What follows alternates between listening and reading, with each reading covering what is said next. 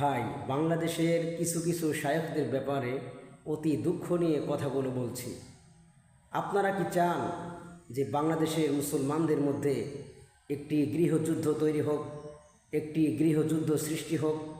এটা কি আপনারা চান? আশা করি কখনোই চান না।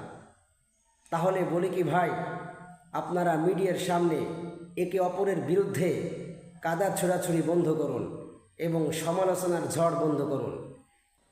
কেননা এদিকে উম্মতের মধ্যে বিভেদ সৃষ্টি হচ্ছে, মুসলমানদের মধ্যে ঐক্য নষ্ট হচ্ছে, মুমিনদের মধ্যে বিভেদ সৃষ্টি হচ্ছে।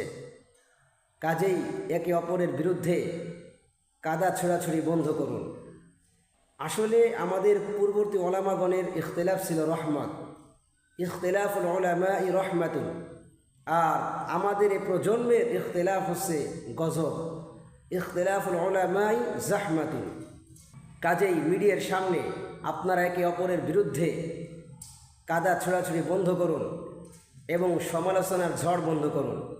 সুতরাং ভুলভ্রান্তিগুলি সম্মুখে গিয়ে শুধরানোর চেষ্টা করুন, তাহলেই উম্মতের জন্য অনেক ফায়দা হবে।